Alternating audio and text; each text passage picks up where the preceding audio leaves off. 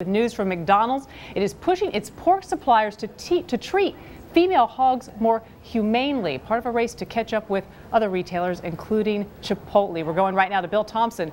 He's in Washington, D.C. Hi there, Bill. We got you, Bill? Yes, I'm Great. here. I'm so glad you're here. News from McDonald's this morning or today that they're going to begin pushing their pork suppliers to treat the female hogs more humanely. Specifically, what are they asking them to do, Bill? Well, in these operations, you have maybe hundreds, thousands of these female sows, pigs, and all they do is they give birth, and they're kept in a very narrow confinement space, 2 feet wide maybe, for these animals that get as big as 500 pounds.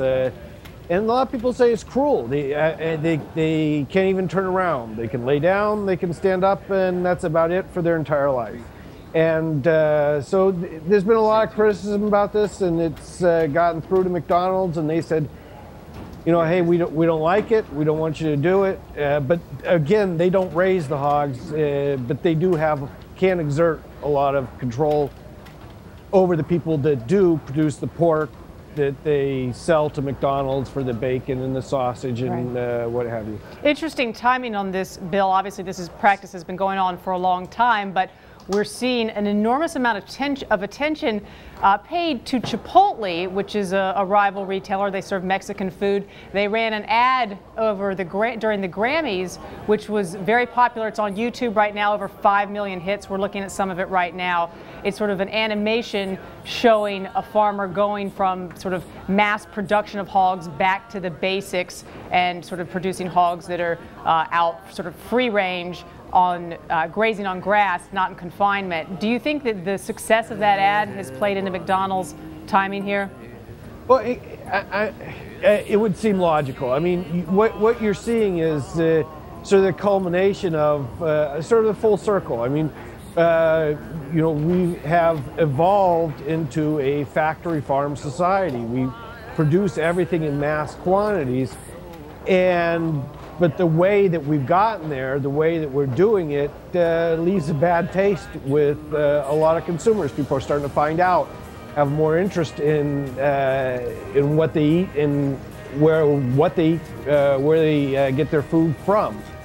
And so you're starting to see this a little bit of a backlash, though a lot of people would say, you know, hey, the days of the small farmer with a few hogs and a few chickens on the farm is over with. We have to feed the entire population. We have to produce 23 billion pounds of pork, 50 billion pounds of beef, and 40 billion pounds of chicken every year. And it's you know, can you do that all? Interesting point you're making, Bill, that the consumer appetite for this type of treatment of both the animals that they're eating and just sort of the consumers being more concerned about the environment in general may be driving this. There have obviously always been animal advocacy groups pushing big retailers and like McDonald's to sort of change and think about their practices.